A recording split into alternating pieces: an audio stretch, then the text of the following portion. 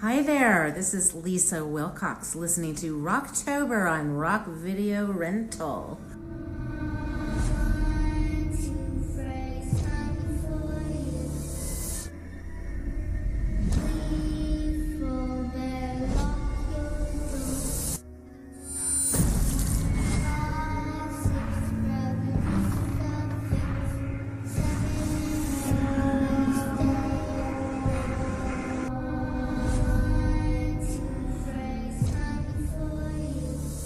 Hey, what's up, everybody, and welcome to Rock Video Rental. We are continuing on with Rocktober and the Nightmare on Elm Street series. And now we've come to the time where it's Nightmare on Elm Street 4 The Dream Master, which is from 1988 and is directed by Rennie Harlan.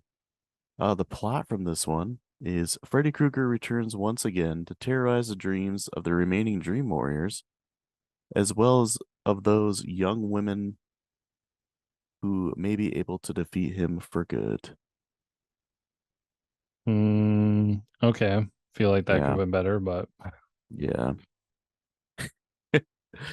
Yeah, not really the best plot for that one. Um, the cast, we got Robert Englund again as Freddy Krueger. This time we have Tuesday Night, which is just a ridiculous stage name, as Kristen. Ken Sagoes comes back as Kincaid. Rodney Eastman as Joey. Um, Andros Jones as Rick. I'm assuming that's how you say that name. Lisa Wilcox as Alice. Brooke Thies as Debbie. Toy Newkirk as Sheila, and Danny Hassel as Dan. This movie is kind of polarizing. A lot of people don't like it. I think it's kind of fun. I don't think it's one of the best of the series, but I do enjoy the movie. Um, it's definitely the point where Freddy started to get a little cartoonish at times.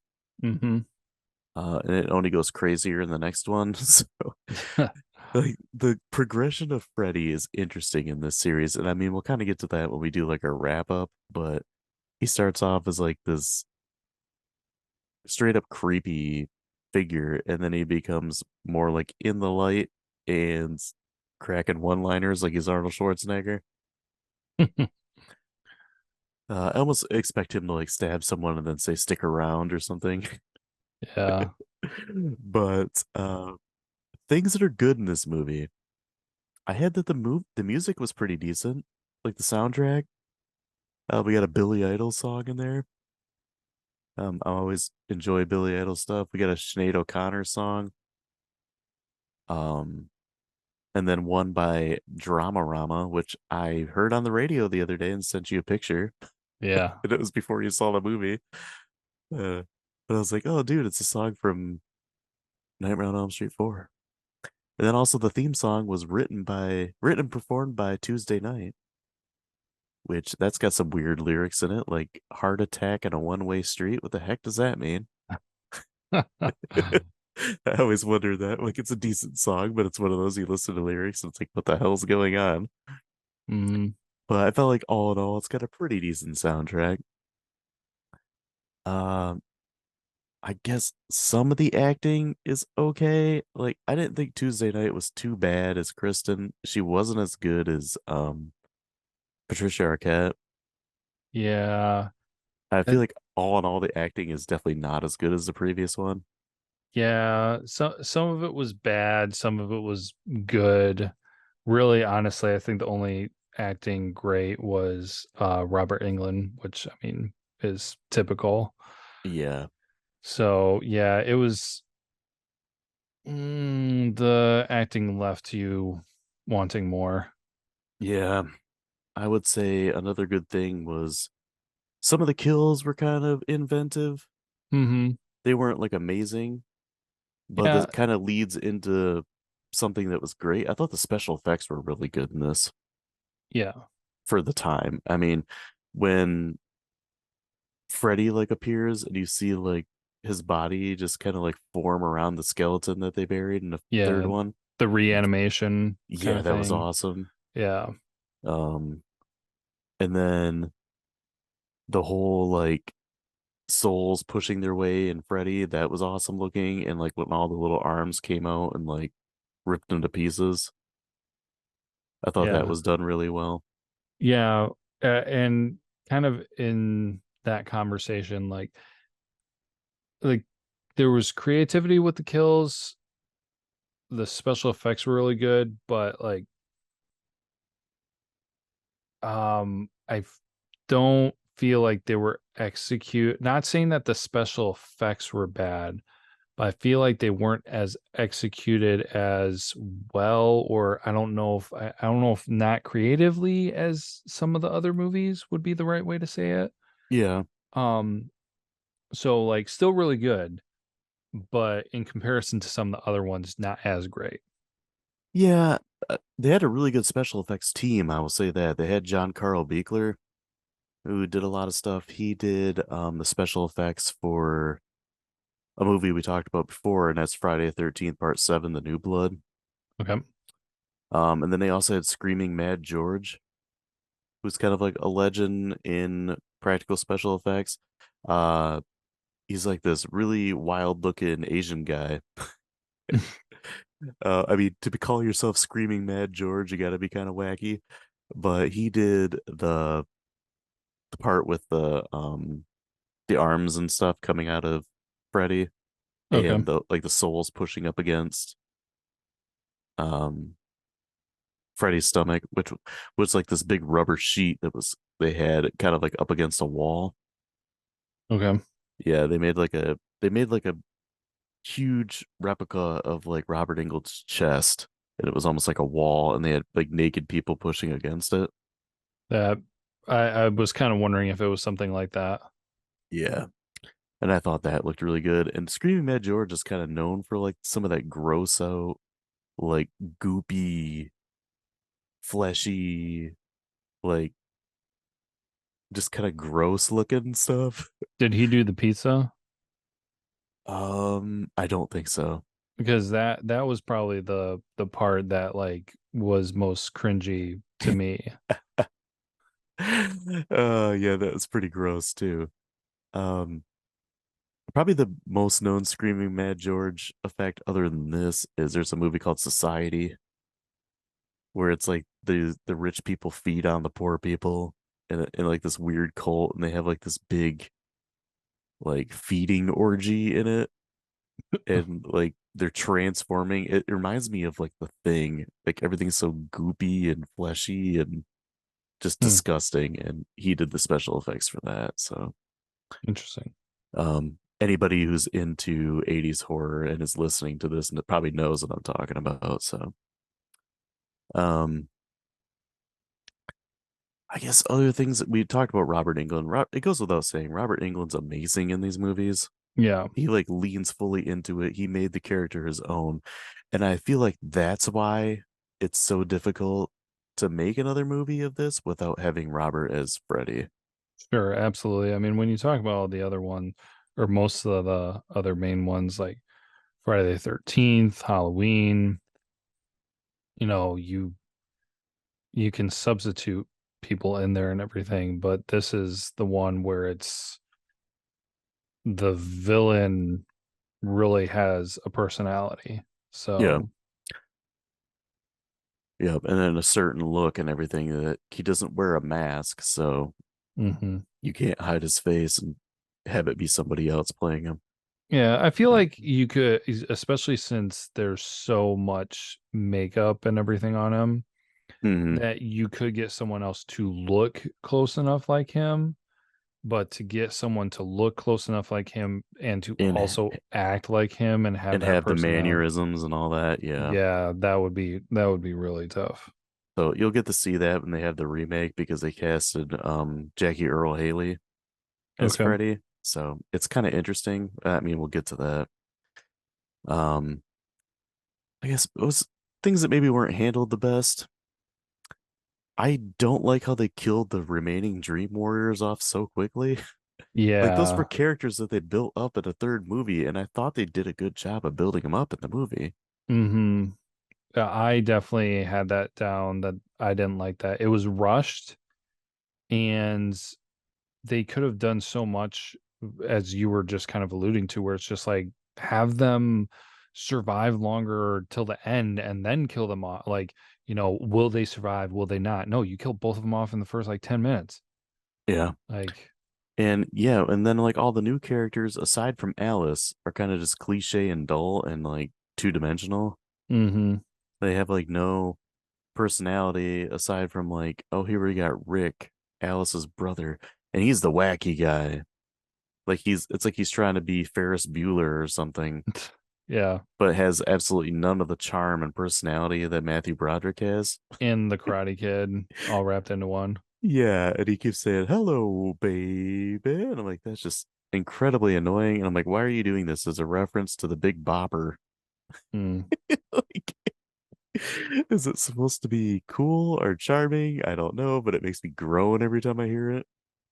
And then like the character of Dan is like the most two-dimensional jock, quote unquote hunk, and he has absolutely no personality, and the dude is incredibly wooden. Yeah. Where Alice, I can appreciate Lisa Wilcox's performance in this. She may have been a little wooden at times, which I mean, this is one of her first movies, so I kind of understand. But she started off as kind of like a plain Jane, kind of dull character, and then she takes on more of the personality of her friends that get killed off. Mm-hmm. And like Yeah. her character kind of changes at the end, and she transforms into like a stronger, more confident person. Yeah. I was just gonna say that you can see her transform in um throughout the movie. And so by the end of it, if at the beginning you feel like she's kind of wooden and everything, you definitely can notice the change, the progress and everything. So yeah, because honestly at the beginning I was not really impressed with anybody. I was just kind of like, okay, well, they have people filling these roles. That's basically it. But When they got rid of Kincaid, who was one of the best characters from the previous one, like so quickly, yeah, and because he it's had personality and he was funny, and exactly, yeah, he had yeah, that personality, and then they got rid of that for some weird reason. right. There was just too many characters in this one, and I felt they were kind of just there to add a body count to the movie, kind of like some of the later entries in the Friday the 13th series did. Mm-hmm. Um, Everybody wanted to see the kills, and speaking of the kills, I can get to that before we get to like memorable scenes and stuff. So there are 7 kills in this movie if you count Freddy. So Kincaid, he gets stabbed in the stomach 3 times with Freddy's glove. While he's like in a junkyard from the third movie, after his dog Jason um pees on the ground and a fire comes out. Yeah, we didn't even talk about that and bad stuff. Like that was one of the first things I had on being like, so essentially, okay, side tangent, have to go here before we Uh, dive into the kills and everything. So first of all, Freddy comes back in a dream. Like yeah, not even in real life does somebody go and dig up his bones. In a dream, it happens, and apparently it happens in real life then. yeah, dude. I tell you, every single installment throws out the rules from the one before it. Yeah, and then but besides that, even in the dream, okay, even if we're going to say okay, this can happen in a dream, the thing that caused it to happen in a dream was the dog peeing on the grave. Yeah, Like peeing fire. what does that even, how does that even, I was so confused. It makes me think of National Lampoon's Christmas Vacation, where cousin Eddie's talking about how Snot drank a quart of Pennzoil, but he's like, you should have saw me drink a quart of Pennzoil the other day when he lifted his leg in the morning. Woo-hoo! He brought Freddy Krueger back, the dead with a fire pee. Basically, yeah. Oh gosh. Um, So the next one was Joey. That was kind of an interesting one. He's laying on his bed, and all of a sudden, there's like the pinup girl that was on his walls in his waterbed. mhm. Shout out to 80s waterbeds there. Yeah.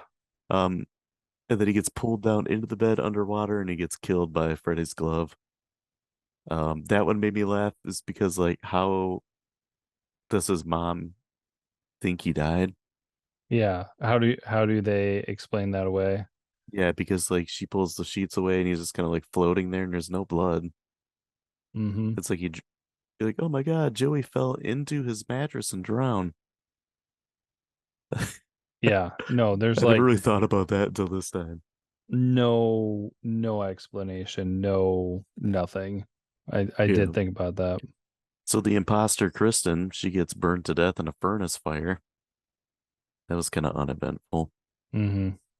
Sheila, uh, Freddie like sucks all the air out of her and deflates her like a balloon. Yeah. That was That kind of ridiculous, but it's kind of fun and it's imaginative, I guess, mm-hmm. because she had asthma. So that's the kind of thing with Freddie is that like all the characters' deaths kind of like reflect something about them, Yeah. and it would go on farther in later installments. And then Rick, he gets stabbed in his stomach and um cut up with Freddy's glove. So after a, a karate fight, and it's like Freddy's invisible, and you know that one is a budgetary thing. Like we're on a budget here, so we're running low on money. So let's just throw some sheets around the room to make it kind of look like it's Japanese, and then this guy's just gonna fight himself. Yeah, for just the power of invisibility. And we'll just dub in Robert's voice. And then Debbie gets turned into a cockroach and then crushed. That was another Screaming Mad George special effect, Oh, okay. which I thought, as ridiculous and as gross it is as it was kind of interesting and creative. Yeah, it But it's was like, how did she die like that? Because she doesn't like bugs? I don't. yeah, exactly. Like I was just kind of like, okay, that's interesting, but what's the importance of this? Like basically everybody doesn't like bugs, so what? I Yeah, think it's because she like overkilled that one. I don't know. And that's like part of her personality is that she's tough and like confident, but like her one thing that just grosses her out is bugs. I don't know. I guess. Yeah. Yeah. But I always remember that one. That's probably one of the biggest ones from this one. And then Freddy meets his death at the end. Um he gets torn apart by the souls that he's captured, which was kind of interesting. It's weird, but I guess it kind of works in the world that Nightmare on Elm Street starts creating, where she holds up a mirror, shows him his reflection, and like says some kind of passage or something like that, or rhyme. I don't know. So, but in that world, it's like, what killed Freddy? A mirror Yeah, and a but poem. yeah, exactly. It's like I felt like it was just more the mirror, and it's just like really like all he had to do was look at himself. That doesn't really make sense. The poem itself didn't really come across to me like it had anything to do with it. I don't know. I mean, maybe, but yeah, it just that he comes back for no reason whatsoever, and then he basically gets killed for no reason whatsoever. Like I was kind of expecting that weird Ghostbuster thing that her friend made was Yeah. maybe going to be a factor, but that had nothing to do with it. So I don't know. Whole thing just was kind of a big negative for me on how Freddy got there and then how he got killed. It was almost a little bit kind of like anticlimactic. They were kind of having fun at fighting and everything, but then all it took was just a mirror. Yeah, So she learns all that karate, and all she needed was a mirror yeah, and a passage. Um, then memorable scenes. I had, how does Joey's mom explain his death? Which is something I'd never thought about until this one. yeah, Um, yeah, and this one's kind of reminiscent of uh Johnny Depp's death in the first one because it deals with him getting pulled into a bed. yeah. I totally was thinking about that too. Yeah. So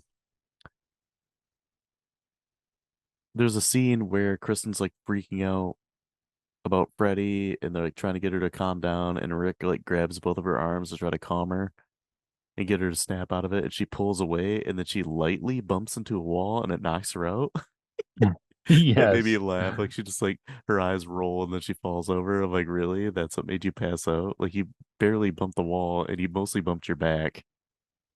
Hmm. Yeah, no, I thought of that too. Yeah, just great acting there.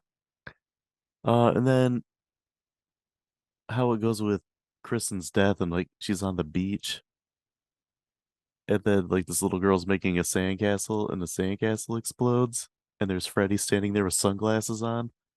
I feel like that's the moment where Freddy became more of a clown than a menacing presence.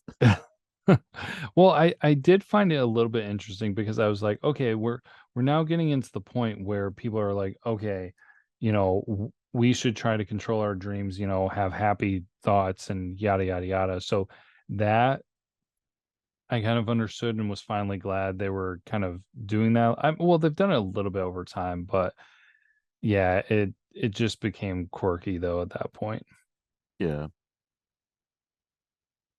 Another memorable scene is when Alice goes to the movie theater. It's like all of her friends are in danger and most of them have died, so she goes to the movies. Yeah, that was there. I feel like with the Nightmare on Elm Street series, and as you've said, like everybody kind of throws out the rules from the previous movies, but I it just gets so confusing sometimes on like, are they awake? Are they not awake? Like, what are they trying to do? Like, for instance, because that's about that time, not directly related to it, but they got stuck in that time loop. Yeah. And I was Let's just, go. I'm driving. I thought for a second, like I accidentally hit the rewind button or something. Yeah, that's what I thought the first time I saw this movie. But apparently no. So, And then I think it's funny because it happens like a couple times and then she finally realizes what's going on. and But then, yeah, it's kind of reminiscent of I know I've talked about it before, but I don't remember if you watched it, but the movie Triangle. okay, no, I haven't. Okay, yeah, that's got that one deals a lot with like time loops Okay. and like but she's fully aware of it the whole time. Where this one is just like, wait a minute, we've done this before. And I thought that was kind of an interesting thing to throw in this movie. And it is one of the more memorable things. But this one and the next movie kind of run together for me because it has mostly the same characters. So Okay. Yeah, I it's, sometimes I can't remember. I was like, is the time loop from the fourth one or from the fifth one? But I kind of expected it coming this time. So yeah, I mean, it's got something that works, but it's also, I don't know, there's already confusing elements to it. And so yeah. them throwing that in just, I don't know, it's not terrible, but yeah, it's a lot. Let's put it that way. Yeah, I thought another case of the special effects being good is when she got pulled into the screen of the movie. Hmm. That was done really well and it was pretty cool. Did they really need it? No, not really, but I think it was more of a we can we do this? It's never been done before, so let's do it. Um, Which is kind of what I gathered from watching Never Sleep Again, the documentary about the entire series. okay. They had some kind of like behind the scenes stuff on that. But that's really all I got for interesting scenes or memorable scenes. But I've got a fair amount of trivia. You want me to jump into it? Yeah, let's do it. Okay, so it's the first film in the franchise where Robert Englund receives the top billing in the opening credits. Oh, nice. Yeah. So the name of the diner where Alice works is called the Crave Inn, which is a reference to the franchise creator Wes Craven. Oh, nice. Yeah. Wes Craven actually turned down New Line's offer to direct and rewrite their script. I Hmm. think he was just kind of done with it. He washed his hands of it. Over it. Yeah. This was the highest grossing entry in the Nightmare on Elm Street film franchise at the time. And it ended up earning 49 million in the box office in the US. Nice. During the writing of the film, Rennie Harlan and some of the producers by chance happened to bump into James Cameron. Cameron somewhat facetiously asked Harlan how he was going to bring Freddy back to life, to which Harlan replied, "A dog pisses fire on him and comes back to life." The idea ended up being used in the film, although in a more metaphorical manner than a literal sense, with Robert Englund explaining that the dog urinating fire into Freddy's remains was meant to symbolize a hellhound and how evil Freddy truly was, which I don't know. I think it was just a Okay. dog peeing fire and you can't explain it. Yeah. So the characters of Rick and Alice were actually twins in the script. What? Yeah. So Rennie Harlan got the job by refusing to take no for an answer. Rather than accept the rejection, he instead showed up at New Line offices on a daily basis, repeatedly requesting to speak with producer Robert Shea. For a variety of reasons, they didn't like any of the other directors who came in for the meetings about this movie, and Harlan always seemed to be around. Eventually, his persistence won the day, to some degree, because it was clearly he was clearly impoverished and that his clothes never seemed to change day to day, and he started to smell because he was basically homeless. Ah. They had to hire him just so he could afford new clothes, or so Bob Shea jokes. According to Harlan, Shea rarely even spoke to him throughout the shoot, even though he would visit the set quite often. That made filming Shea's cameo a bit difficult. The resulting tension meant Harlan lived each day on set like it was going to be his last, because he was fairly positive that Shea was going to fire him at any moment without warning. Hmm. Yeah. This is actually Robert Englund's favorite movie in the series, which I find interesting. That is interesting. It was his time to shine, I guess. During filming, several of the main characters on set were turned off by their co-star Tuesday night and the director Rennie Harlan's rumored romantic fling, which ultimately resulted in Knight being pampered by Harlan and giving special attention while the other actors were tossed aside like crew members. The rumor of their relationship on and off the set was talked about so much that when the documentary Never Sleep Again was being filmed, many of the cast spoke about their distaste and jealousy over Knight getting all the attention from the director some 20 years prior. Harlan flatly denies any romantic rumors in the biography that he wrote. Hmm. Yeah. It's a little sus. Yeah.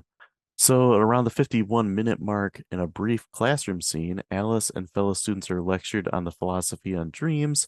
The teacher giving the lecture was a producer of New Line Cinema CEO Robert Shea.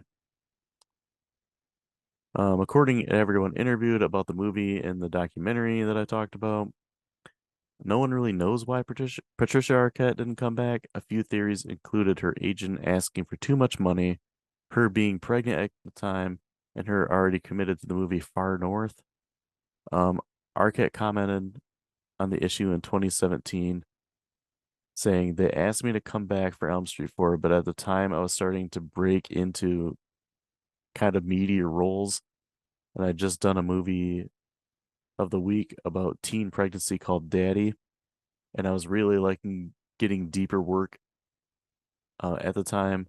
It's like I love the horror genre and a Freddy franchise, but I was chomping at the bit to try other things as an actor." Hmm. So Danny Hazel's character of Dan originally had no name, and they decided just to give him the name of Dan Hmm. after the actor. So Rennie Harlan based this film on the movie A Chinese Ghost Story from 1987. He created all of the nightmares himself based on dreams that he had throughout his life. Oh, okay. Yeah. Kincaid's dog is named Jason, which was a possible nod to Friday the 13th movies. Jason Voorhees, Okay. which I mean, I think is kind of obvious. Why would you call the dog Jason Yeah. and put him in a movie with Freddy? So 1988 was the first year in which all three of the top horror franchises, Nightmare on Elm Street, Friday the 13th, and Halloween, all released new films that year. We had The Dream Master, Friday the 13th, Part 7, The New Blood, and Halloween 4, The Return of Michael Myers. John Carl Buechler did the special effects for the Elm Street and Friday movie that year. Rock. So Rennie Harlan wanted Toy Newkirk to redub her lines so she would sound more, quote, black. What? Yes. She was the dirty girl who kind of looked like Irma from Ninja Turtles, Okay. like a black version of Irma. Yeah, she wanted her to sound more black. It is to note, too, that Rennie Harlan is Finnish. Okay. So, yeah.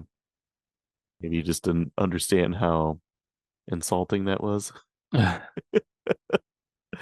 So Ellie Cornell, who went on to be Rachel from Halloween 4 and 5, auditioned for the role of Alice.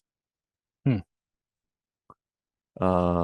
Brooke Thies, who plays Debbie, is the third Lubbock sister from the sitcom Just the 10 of Us from 1987 to fall victim to Freddy Krueger, following Joanne Willett, who was the girl on the bus in Nightmare on Elm Street 2, and Heather Langenkamp, who plays Nancy in the original and Dream Warriors. Kind of interesting there. Yeah. And the last thing I got is this movie had a $13 million budget and it made $49 million in the box office. Rock. So grades pulled from IMDb and Rotten Tomatoes. What are they? IMDb 5.0. 5.6. Okay. Rotten Tomato critic 45%. 53. Oh, okay. And audience, I'm gonna do 45% again. 43. Okay. So pretty close. I will get into my grade. It's kind of tough grading this one because I think it's a fun movie. I don't think it's a great entry in the franchise, but I don't think it's as bad as a lot of people say it is. A lot of people really don't like this one. They tend to say it's one of the worst. I don't know. I think Rennie Harlan is a decent director. I mean, he went on to direct Die Hard 2. And I mean, this one is, I would say, is probably the action Nightmare on Elm Street movie. Okay. And it's kind of a lot of people say it's the MTV Nightmare on Elm Street movie, which I would agree with that too. I mean, it's shot almost like a music video, I guess, with some of the scenes and stuff in it. It's got some decent acting in it. It's got some pretty rough acting, but I feel like the character of Alice is probably one of the most important in the entire franchise because she is recurring and she's an interesting character, and one of the more loved within the franchise as well. And I feel like this is when, you know, Freddy got more of the comedic side to him, for better and worse. I mean, he was entertaining, but he lost like the scary side of him. Yeah. And it was just obvious that Robert Englund was having a good time doing this. But I ended up falling out of 3.5. Like I was Okay. borderline 3.5 or 4, but I ended up switching to a 3.5 as we talked about this more. But Right. what about you? So it's interesting. I don't base my grades completely off of what I've graded other things, but I like going back and just kind of, because the first one was great, part 3 was really good, and this one I kind of feel like falls into a similar category as part 2 did, where it was just having some struggles. I like part 2 more for itself as like an individual movie. Like it just was not a good second movie to have, because it changed things so drastically. But this one, I feel like sticks with things a little bit better, but also just a lot of confusing. I think it just really set the bar really confusing at the beginning with how easily Freddy came back and how they killed off the recurring characters so quickly and easily. And that the fact that Freddy came back by having a dog pee on him, like, okay. Yeah. But that's kind of what some of the things that you get with the series. So it is what it is. Um, but then there were just kind of some obscure choices, like the whole movie theater thing. The acting wasn't great. Not tearing the whole thing down, but just there wasn't a lot of wow factor. We did talked about the good things with the special effects, and they were still getting creative with some of the kills. But there wasn't as much to connect with. I agree with you, it's a fun one to watch. But as far as keeping in mind, this is part of the series and everything, um, I just didn't feel much of a wow factor with it. So I'm actually giving it the same grade that I gave part two. So I landed at a 3 out of 5. Right. So nothing terrible. I do agree with you where, it is pretty good, it is entertaining, but I don't know, like it wasn't bad, because once you get to 2.5 and especially lower, you're like getting in the bad category, but it was just kind of not too much to impress. So, Rock. One thing I forgot to mention when we were talking about the special effects and like the naked people pushing themselves up against that um body mhm. that they made. The woman whose boobs you can see is Linnea Quigley, and she is kind of known for like 80s horror. She Okay. was in Return of the Living Dead and um Silent Night, Deadly Night, and Sorority Babes in a Slime Bowl Bolorama is another one. And also Night of the Demons. And every single one of those movies, she's topless because she always is. And in this one, she is too. It's funny I laughed because that's kind of like a running thing. It's like, oh, Linnea Quigley's in this, so you're gonna see her boobs, like every single thing she was ever in. But when I watched the documentary, Never Sleep Again, I've been kind of like going movie by movie as we're doing this. And they showed like some behind the scenes stuff, like them doing that special effect. You can hear um like the special effects guy yell, he's like, Linnea, stick your chest out more.